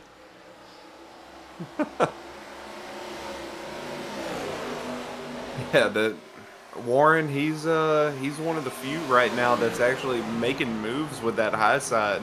I don't think many people are willing to go up there and stay up there, but like I mentioned earlier, he's also the only guy that's actually like all the way up against the wall. Everybody else that's up high is about a lane and a half low off of the wall, and he's actually trying to make a pass to take over the championship lead right now. I mean, the 9 is absolutely cooking with gas right now as he just passed the 99 of Kenneth Redinger. Now he's passing the 19 of Justin Parham. He does have a little bit of traffic with the 01, although Bennett running about a mid-lane down. He comes right up in front of the 9. No crossover move from Warren Keith. Nice and patient, it would appear, right there. Yeah, and this is just one of those situations where you have to pick your battles. If he swaps down and goes to the low side, then he's stuck where the momentum is not. So, well, as I say that, he goes to make the move down to the low side and make the pass on Travis Bennett. Let's see if he'll be able to make it stick, which it does not look like he's going to be able to. That proved me wrong, Warren. Let's go. The 0-1 of Travis Bennett is battling back on that inside lane, but now Warren Keith, where he loves to be so far tonight, up top. And that could be a result here, Jesse, of all that tire saving. We saw him battling a little bit around the top 10. Then he settled in, kind of disappeared for a little while, for lack of a better term. And here he is now, well, scraping the wall. Not a good time to mention that. But, oh, look out. He's wobbly, and now everyone he got past going to get past him again now. Little bit of an issue there for the 9 of Warren Keith. Garrett Walden back into third. Travis Bennett battling for second. Walden back into second now. Yeah, and I was just about to mention, if you watch the 92 of Vince Brent and the 43 of Garrett Walden, all of those guys, whenever they run up against the wall, they're giving him about a half car width of air on his nose. But now we see the 92 of Vince Brent actually kind of extending his lead just a little bit. And as I say that, Warren is going to close in on him entering turn 1. Warren just keeps on proving me wrong with what I'm saying. Oh, man. Whoa, and he's wobbly there off a bump from the 43 of Garrett Walden. Teammates perhaps trying to give him just a little bit of a boost. Vince Brent now back to that bottom line. One guy that probably did love that, at least for the time being, was Vince Brent, seeing all those guys mix it up and battle together. But now Warren Keith on that inside lane as the 92 runs right up against that wall. Can the 9 of Warren Keith close him off? Not quite. The 92's going to be there, and they battle back down the backstretch. Yeah, you can see the fire coming out of the tailpipe of the 9 car whenever they came up off the corner. He was trying to make sure that he gave that room, and it was almost not enough. But Vince Brent doing a really good job holding on to the lead right now. But Parham, he's making a little bit of a run right now, making a pass for 4th and looking for more on the 43 of Garrett Walden, trying to follow the 9 of Warren Kyle Keith through this mess. He is, and Kenneth Redinger in the 99 right there as well. And oh, by the way, look who's up into the top 10 again. Matthew Fritz now back into 8th, and I fully expect him to be in this shot in just a few laps. Jesse, we're in uncharted territory here on Championship Tuesday night, as now we have surpassed the amount of laps that it was to stage 1. We're 32 laps into this green flag run. What do you expect from these guys as far as pit stops, difference in strategy now going forward, and overall? I'll be honest, I don't expect much of a differential in terms of strategy. Their lap times are starting to fall off a decent amount, and everybody's seeing that. But everybody's got a pit window that they're looking at. They know how many laps of fuel they have whenever they fill it up completely, and they know, where they need to be to get to the end. So if you can make it to that point, grab a couple more laps, and then get some fresher tires for later on in the run. I mean, we're seeing it right now. Warren saved some tires. He's making up some ground. 67 of Matthew Fritz. He's started to climb a few positions. He's back up into 8th as we got Warren Kyle Keith trying to make a pass for the lead, and we got Redinger making a pass down to the inside of the 19 of Parham. So much action. A lot of action going on. So much action to watch. Kenneth Redinger on the inside right now. The 19 of Parham battling back. Redinger has a good thing going down there on the bottom line. He'll have to work on the 43 of Garrett Walden as well. Now they're 3 wide. Something may have happened to the 9 of Warren Keith temporarily. 3 wide with Walden in the middle. Redinger all the way down on the bottom. Warren Keith is in the wall again and all the way around turn 3 and 4. Now he finally gets it off the wall. Gonna lose a spot. All of a sudden, Kenneth Redinger in that 99 back up into second place. as the 9 put the bumper to him. Yeah, and I mean it's a lot of fun running the wall, but one mistake can cost you a lot. So we saw it right there. Warren was holding strong, and then he catches the wall one good time, catches it again the next corner, and all of a sudden he goes from second to third, second in the championship. And Redinger running the safe line, running the bottom side this entire run so far. He's climbed from 6th all the way back up to 2nd. He's doing a great job, and another, once again, the guy that loves to see that battling behind him is the 92 of Vince Brent. Every time they start battling with each other, he expands that lead as now we're 35 to 37 laps on the green flag run here. Once again, uncharted territory for all these drivers tonight. Matthew Fritz working on the 55 of Ryan Gomes. This would put him back into 8th. He may have backed it off just a little bit, deciding to save even more tire if he possibly can. Yeah, I don't know if this is the time that you really want to be saving tires. I mean, we're literally closing in. I mean, we have 40 laps to go. We're right here at the halfway mark of this stage. None of these guys want to be the first person on pit road. Probably wouldn't be a horrible idea if you're a guy like Vince, where you literally have nothing to lose, or a guy like Redinger, where you can kind of control the tempo, or even a guy like Fritz, who is roughly about 3.5 seconds off of this battle.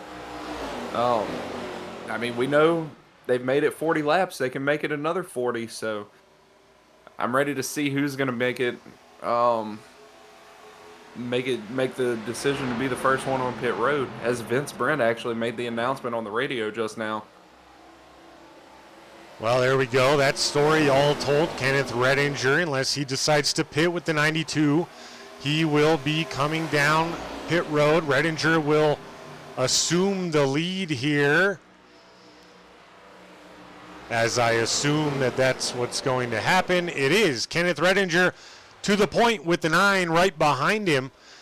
Let's check in real quickly here as Ryan Gomes is your biggest mover on the night. He's up 13 spots in the 55. He's cruising for a bruising out there at Homestead.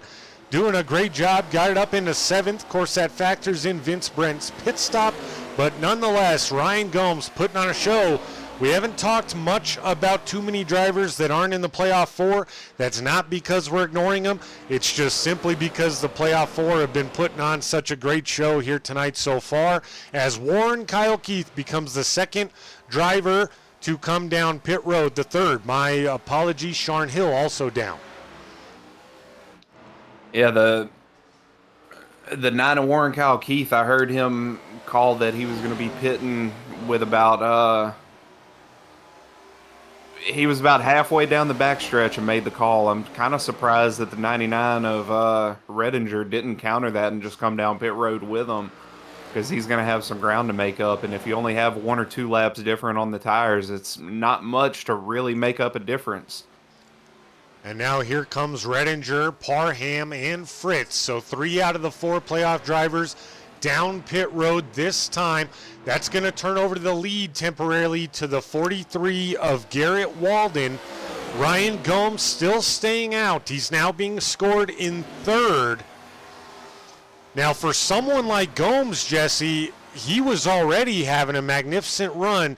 You mentioned it with the 92 of Vince Brent. Nothing to lose out here for the 45 of Gomes.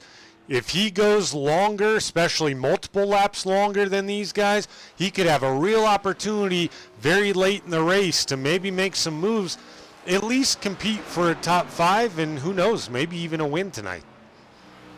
Yeah, I mean, that's very true, but there's also a fine line where you have to be careful and make a conscious decision of, how, well, as we actually have the 99 of Redinger make it off a pit road just in front of Warren Kyle Keith, but ends up falling back in line. Gomes is going to come in about 6 laps after the first little round of pit stops. It's going to turn Oh, man, over. there is a lot to follow. I'm sorry. No, you are totally good. We're good. Woo. We're going to let things cycle out. Not going to worry too much about a battle right now just because everything is so crazy, people pitting different times. Lauren Vincent, I thought, would assume the lead. Hasn't come around Ryan Gomes just yet. And apparently will not. Okay, until right there. But don't think he'll lead a lap, as that's the 92 Hooters ride there on his outside. And Vince Brent back to the point with Warren Keith and Kenneth Redinger not far behind. This is shaping up to be an incredible finish to this race if it keeps up the way it is. Matthew Fritz, check in on him. He may have had a little bit of trouble on pit road perhaps. About a second and a half longer to 2 seconds longer for Matthew Fritz in the 67 on pit road than most other guys. But he's back into 12th. They'll have a lot of work to do, and I guarantee you no one will hope for a caution more than that 67 to bunch up the field once again. Garrett Walden just got around the 07 of Lauren Vincent. Vincent, the only one yet to find pit road, as now he comes down. And he is on pit road safely as the 07. And he's probably going to be losing a lap here, being that he actually lost the lead right there while he was in the pit cycle. So, but man, 9 of Warren Kyle Keith, 99 of Kenneth Redinger. We know of their issues earlier in this race. And then we got the 19 of Parham that's sitting roughly about a second and a half, almost 2 seconds behind that group. So we got 3 championship runners in the top 4. Matthew Fritz, like you said, a little bit of difficulty getting on and off pit road. Maybe even a little bit of difficulty on the pit stop itself. And then another issue there, Vince Brent. They came out so close together, right? But Vince Brent actually pit 1 lap before Warren Keith and Kenneth Redinger to show you folks at home just how much and just how important it is you have to execute on pit road. Vince Brent pit stop time 15.92. Warren Kyle Keith, Kenneth Redinger 14.7, 14.6. So less or more than a second quicker for Warren Keith and Redinger on pit road than the 92 of Vince Brent. He does still have the lead, but that 1 second plus could play a huge part down the stretch here on championship night. Oh, absolutely. And you have to also imagine the 92 of Vince Brent. What you were explaining right there, 15.2 versus a 14.7 and a 14.6. That's not necessarily the pit crew making a slower stop. That's getting into your pit box and making sure that you are stopped square in the pit box. You're not too close to the wall. You're not too far forward. Nothing like that. So, you know, it all comes down to execution from the way that you get onto pit road, the way you get off of pit road, and everything in between, like making sure you hold a steady speed, not get caught speeding, and getting into your box absolutely perfectly. And from what that tells me, from what you explained, these guys are... that means that the 9 and the 99 just got into their box a little bit better and made it easier for the pit crew. Yep, and I'll do you one better. The time spent on pit road for Vince Brent, 44.82 seconds total. Warren Keith, Kenneth Redinger, 43.97, 43.58. So you add that with then more than a second slower pit time. That's why they ended up being so bunched up together like this, despite Vince pitting 1 lap prior. Is now the 9 of Warren Keith looks to the inside of the 92 of Vince Brent. And Warren's going to have to be careful because making that move down to the inside, trying to get that position, Vince Brent is battling hard. He wants this race win, but Warren compromised his corner entry, and 99 of Redinger was able to do it exactly how he wanted to, so he was able to hold momentum while the 9 of Warren Kyle Keith was trying to fight to keep it. Yep, and as the 9 looked for the potential lead, the 99 took advantage of the opportunity, and he now moves into second. We'll keep an eye to see if he makes a move on the 92 here shortly. Justin Parham battling hard with Garrett Walden. He just got past Walden for the 5th spot. Travis Bennett sits in between him and Warren Keith, along with Kenneth Redinger. Matthew Fritz is back here in 11th right now, looking to chase down Nicholas Walthorn with about a 3-second gap to Walthorn. Best race on the Speedway. These two little groups of 3, Vince Brent, Redinger, and Warren Keith, along with Travis Bennett, Justin Parham, Garrett Walden.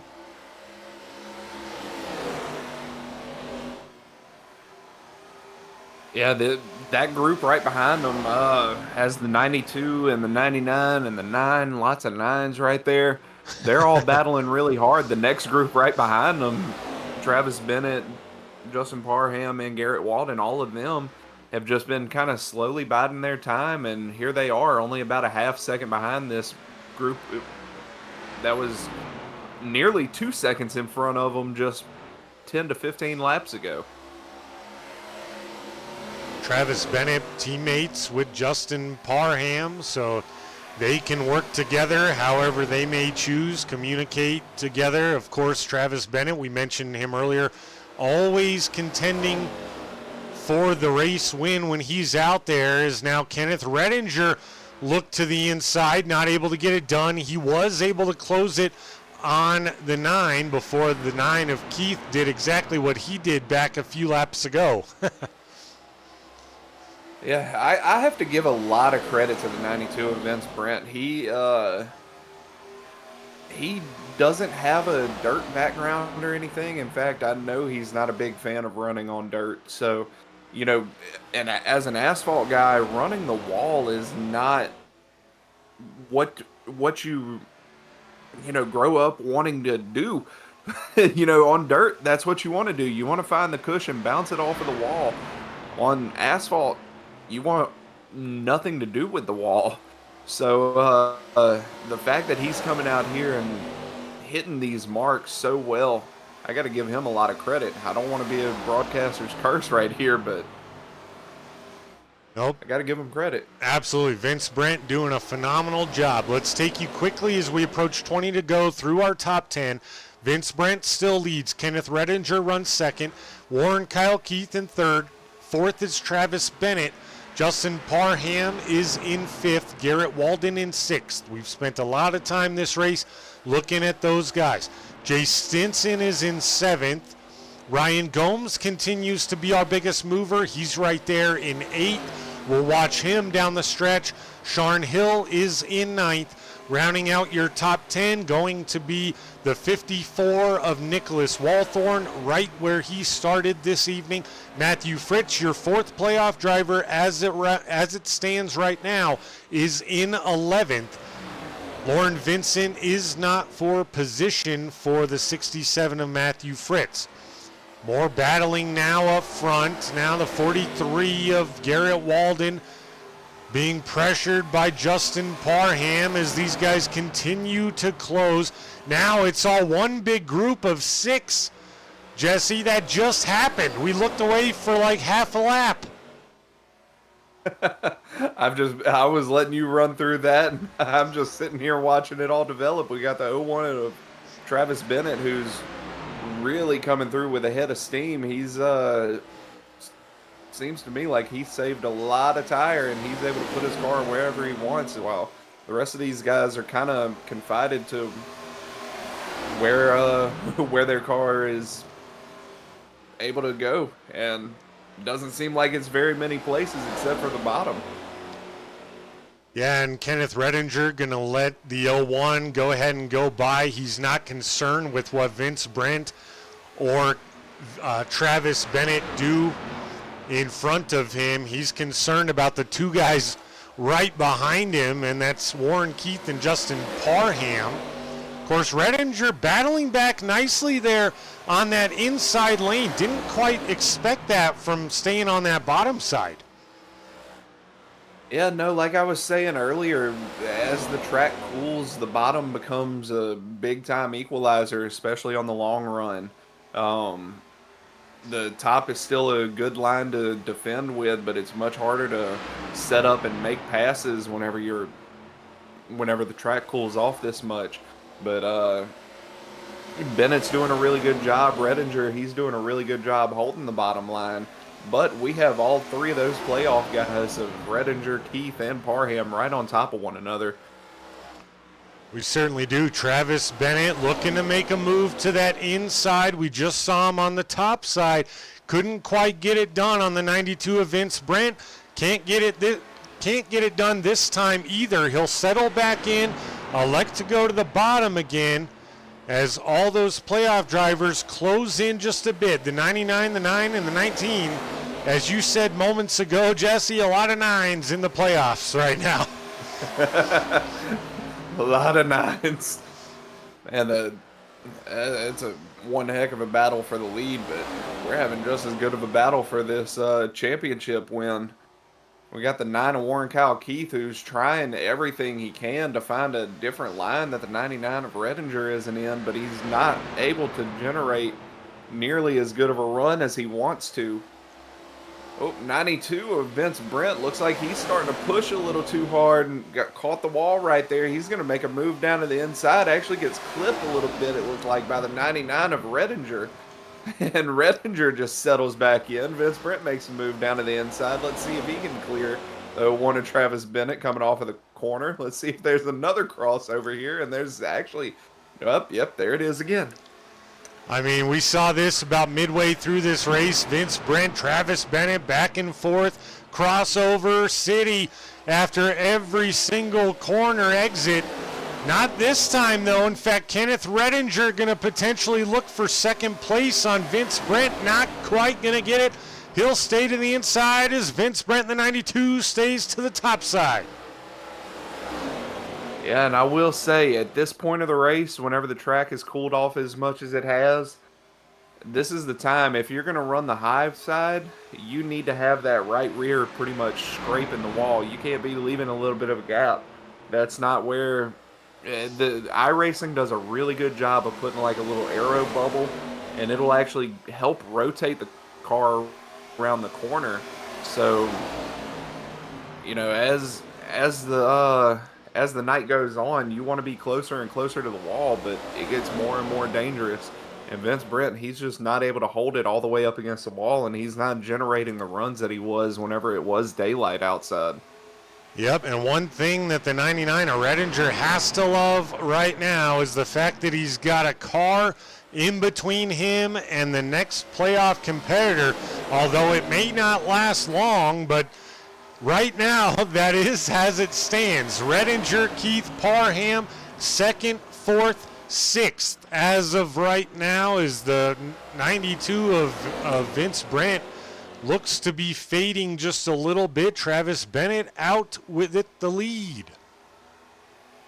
Yeah, like we said pre-race, Travis Bennett, he's one of those guys that you circle week in and week out that can get things done and be a contender for the win.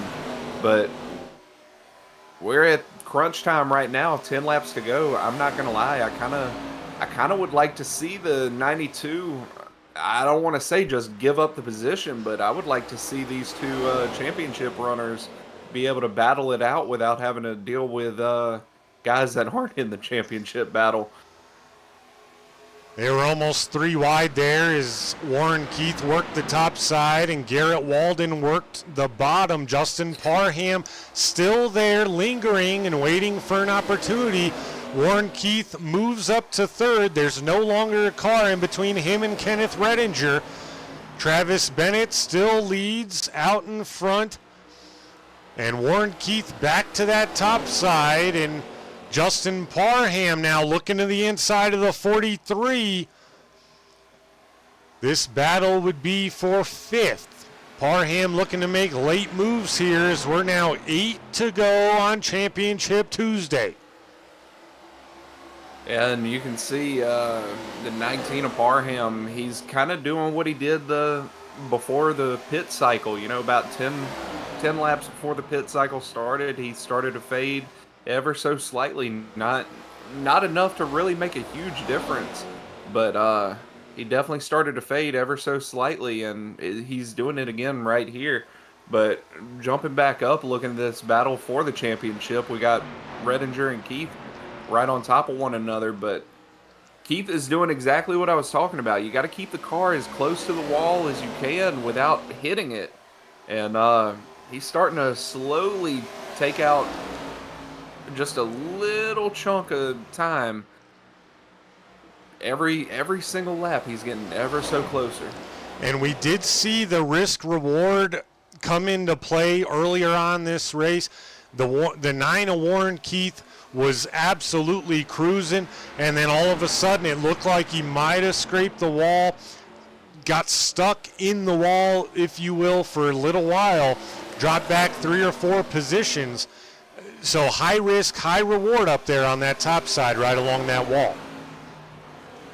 Yeah, I mean, he's doing a really good job right now. I mean, you got to think Warren, I think 3 times on the season, he's made a last lap pass for the win as he actually blinks in and out right there. That's not good. No, he doesn't want that with 5 to go.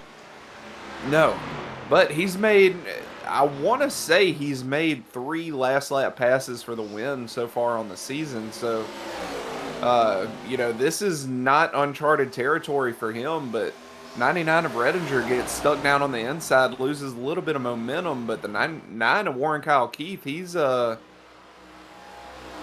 still blinking. He is blinking a little bit. The 99 of Redinger has to be careful here. He looked to the inside of the 01 of Travis Bennett for the potential lead. If he does that too frequently, that number 9 is going to be right there to do exactly what the 99 did to him earlier, and that's get a really nice run on exit of the corner, be able to go 2 for 1 perhaps on the 01 and the 99. So you got to give and take. Now we see the 99 go right up top in front of that 9 of Warren Keith. And I mentioned it earlier, the 99 of Redinger, he has been a bottom feeder. He's been a catfish all night. So, from the drop of the green flag, we really haven't seen him venture off the bottom. So be careful if he tries to run up high. But, man, I know the 01 being up against the wall isn't what the 9 of Warren Kyle Keith wants to see right now. Certainly isn't. Right now, Warren Keith has to have his mindset on just passing the 99 of Redinger. Going to be 2 to go here, and Bennett able to expand that lead to just over 0.3 of a second on exit of the corners. 99 of Redinger doing a great job of interfering with the 9 of Warren Keith and getting a good run on exit. Do you think we'll see the 9 maybe elect to try something on the inside, or does he stay to the top? I could see him. Well, and he's going to bounce off the wall a little bit right there. That's not very good. I really don't know. I could see him trying to get a run here. The 99 of Redinger, he's been running the high side so far the last few laps. So Warren has to try something different. You could probably expect a slide job, dive bomb type of move coming in this corner, but I would be very surprised if Redinger didn't try to defend that. Kenneth Redinger, they're into turn 3 and they're coming out of turn 4. Warren Keith has nothing for him. Travis Bennett's going to win the race. Kenneth Redinger is going to be your season champion. Holy moly, the best time for the 99 to perform at peak, and he does it on championship night. and gets crowned the champion of Season 2 of the Frye Disposal ARCA Series. What a Be race. honest, what a run by Redinger. He made all the right decisions to change lines, and man, great racing tonight though. No incidents on track to bring out a caution, and played out naturally. I love it. It was amazing. We had one caution, and it was the stage caution. Absolutely incredible championship race tonight. They left it all out there on the track while they burn it down. We're going to bring you the race results tonight. Travis Bennett in the 01 gets the win to cap off the season. Kenneth Redinger is your champion. Warren Keith in a very close third place tonight. Vince Brent in fourth. He ran a miraculous race. Justin Parham in fifth. Garrett Walden in sixth. Jay Stinson in seventh. Gomes was your biggest mover, up 12 spots on the night. He finishes eighth.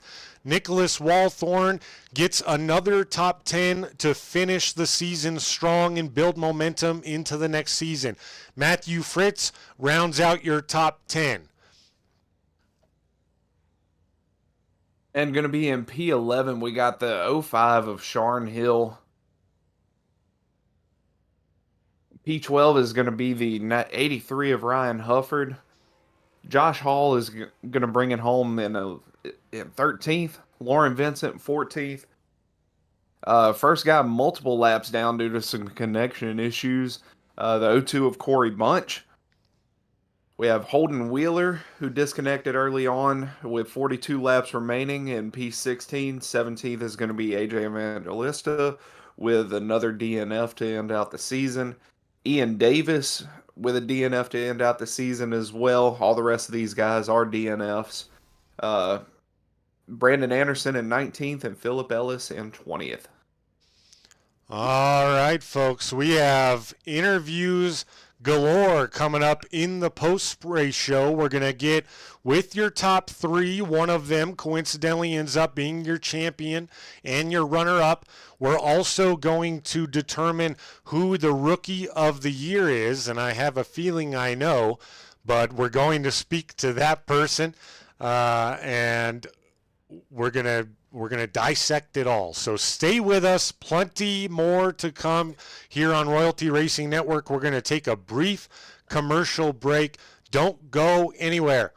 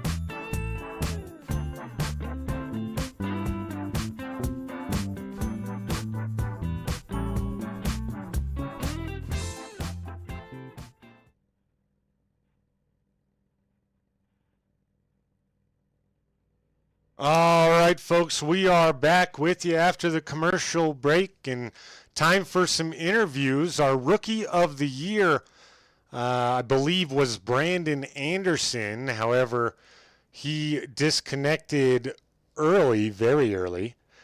So scratch that idea. We will not have an interview with the rookie of the year. But it still remains. We will have an interview with the top three, and your season champion. We're going to pull him last this time. So let's get with our third place finisher now in Warren Kyle Keith. He made a great run for it, fell just short. Warren, welcome to the broadcast booth for the final time this season. Tell us your thoughts down the stretch there and ultimately what fell short. I don't know. I just had a great car, saving tire, and I don't know how the 99 was saving better tire. I mean, he had an extra lap on me, so that might be it. But I was really charging on the end, on the top there, until the 01 moved up and kind of gave me dirty air, and then the car just didn't respond after that. And then the 99 was obviously running his line in front of me. Yeah, just thanks. You know, I'm glad we're getting rid of this stupid format. 7 wins this year, and then obviously this race, it doesn't. You have one bad race because the whole race I don't know what the update or what, but my screen was stuttering the whole race, so that might be why I got in the 99 too. It was just every couple laps, you go in the corner and I come back middle of the corner on my screen. So don't know, just sucks. Yeah, man. Multitude of things. Yep, 100%. There are some really great things to hang your hat on in the season. You mentioned one of them, 7 wins. That's phenomenal, on pace to start not breaking records, but holding records here in the very early life of the SCSRA ARCA series. Team championship over there at Royalty Motorsports. Great job over there by everybody. And then obviously you make your way into the championship 4. That is an accomplishment in itself. So I know right now, frustrating, easy to kick yourself or be upset, what have you. But ultimately we love seeing everything on the track, and you put on an absolute show this season. And we'd like to give you one last opportunity to thank and shout out whoever you'd like to. Yeah, I'd like to thank everyone at Royalty for being there all season. Thank you guys for broadcasting. Thanks to Bass Pro Shop St. Augustine for being on the car. And thanks for the admins for making banners that nobody likes to run. So other than that, thank you. Thank you for the broadcast, and have a good night. All right, Warren, have yourself a good night. Once again, folks, that was your third place finisher, the 9 of Warren Keith. Obviously upset, frustrated. You never want to have technical difficulties, but especially when you're competing for a championship. He mentioned that could have been the reason why he also got into the 99 very early on. And so you hate to say it or see it, but unfortunately in any sport, there's one winner and there's more losers than there are winners. So Warren Keith will be back next season.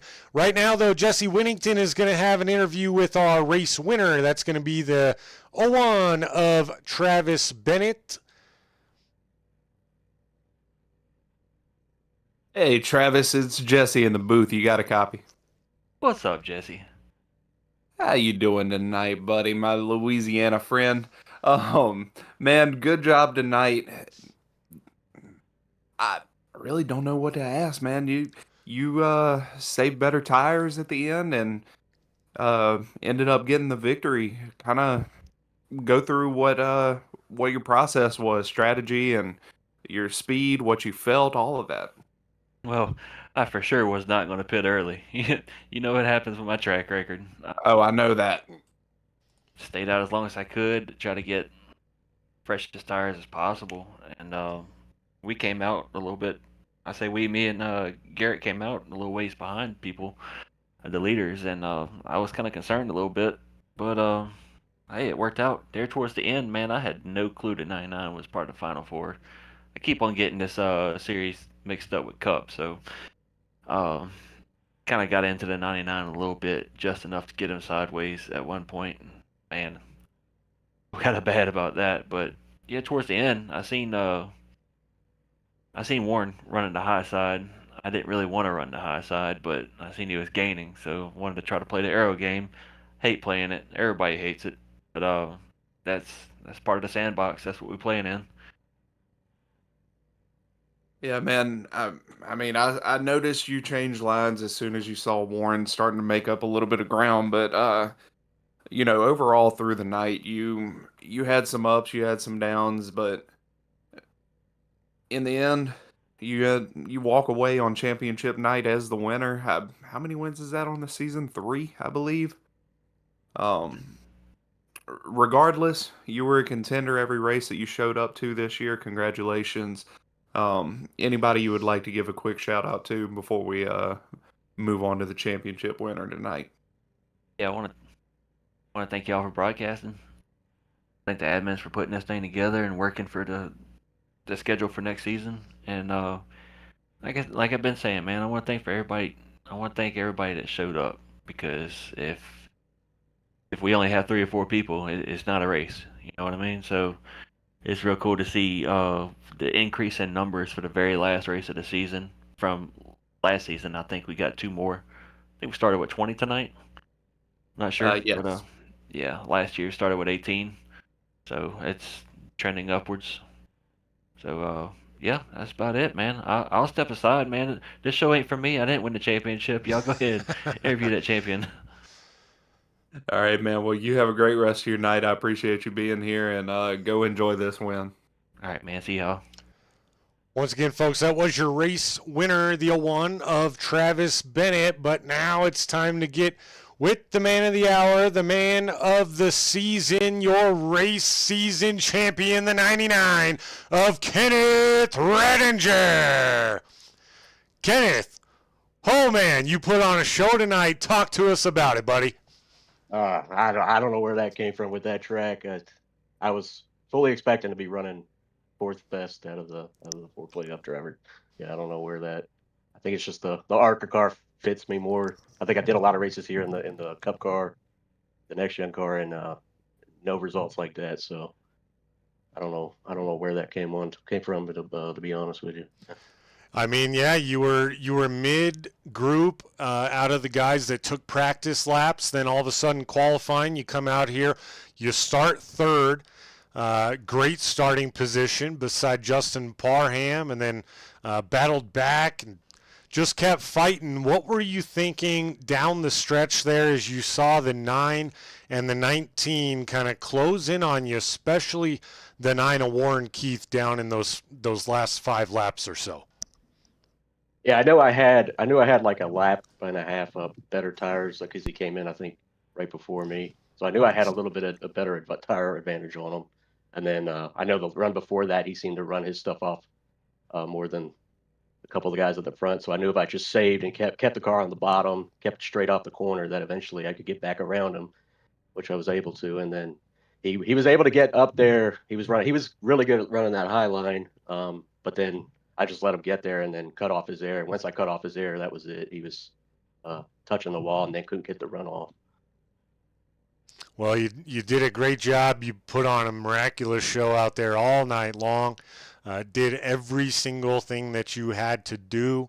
Overall, Kenneth, huge win on the season. I want to know from you right now, you coming back to defend it next season? I believe so. I think it's the only day I have open, and ARCA car is a good car to run, and this is a decent league, so let's do it again. I mean, you have to now. You're the champion now. Yep. There's no way you can't. But yeah, right on, man. It was amazing to watch that run, and all 4 of the playoff drivers put on a great show. But Kenneth, before we let you go, anyone you'd like to thank or shout out tonight? I just shout out to all my teammates. A lot of learning from them at this track and what to do, and over the season. Just how to save tires, different tracks that we went to, just learning a lot from them. And then just again, shout out to the league and shout out to you for streaming for us. Yeah, right on, man. Well, PSA from me, everyone in chat, we have to get a sponsor on this 99 for season 3, because now he is your season champion. Kenneth Redinger, go pop the champagne in Victory Lane and celebrate this one, buddy. All right, thank you.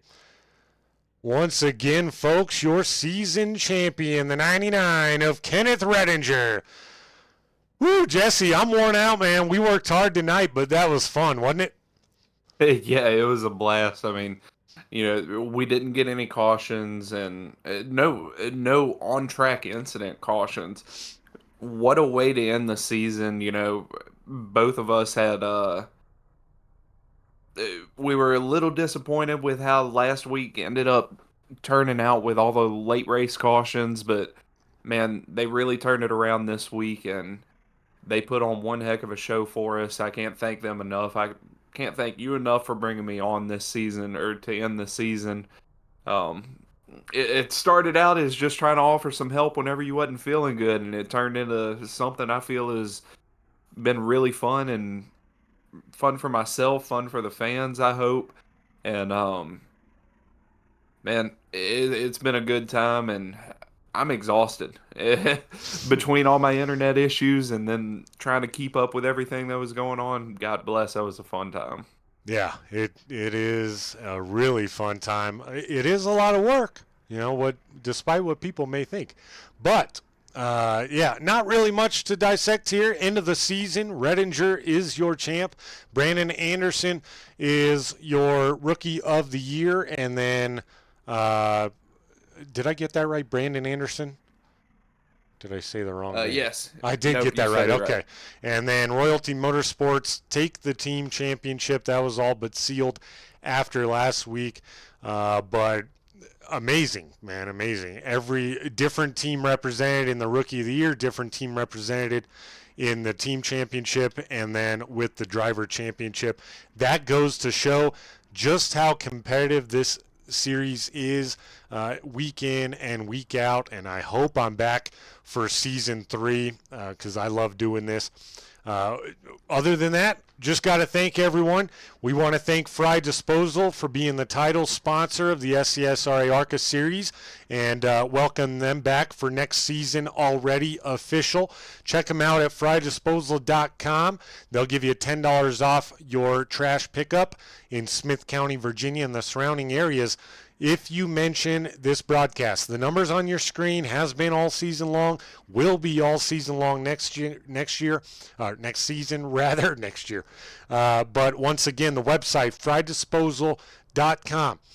And Majestic Promotional and Branded Apparel, they do anything, hats, shirts, trophies, literally whatever you can think of to promote your business or wear the best merchandise that there is out there to wear. Check them out at Majestic Promotional Branded Apparel.com, I believe is the website, or message me, we'll get you hooked up. And SM Racing Products, take your sim racing experience to the next level.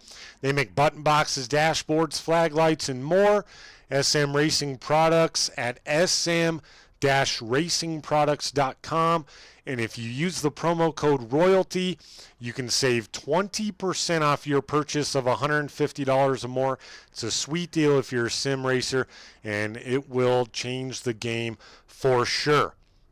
Also would like to thank Lauren Vincent for all the fabulous graphics at the beginning of the show and the playoff graphics throughout the playoff season. Drafty Beef, he made all of our neon green graphics that you see all night long on your screen. The camera package, the setup through our OBS, everything. So thank you to Drafty Beef. Thank you, Jesse Whittington, from one champ to another, right? Same thing. Thank you, Jesse Whittington, for joining me throughout these playoffs and helping me out and becoming such an amazing partner in this. It's really, really, really fun for me to do with you. And shout out to Josh Hall, Ryan Gomes. They put in an awful lot of work into this every single week, almost every single day. There's something they have to do or take care of, and it is a lot of effort and work to run a league, and they do it phenomenally. Check out the race tomorrow night. It's not live on Royalty Racing Network, but Jesse Whittington will be going for the championship, his second in a row here at Homestead in the Cup Series, along with 3 other drivers. So make sure you tune into that one. If it's anything as good as this one, it's going to be incredible. For everyone here at the SCSRA and Royalty Racing Network, until next season, have a good night.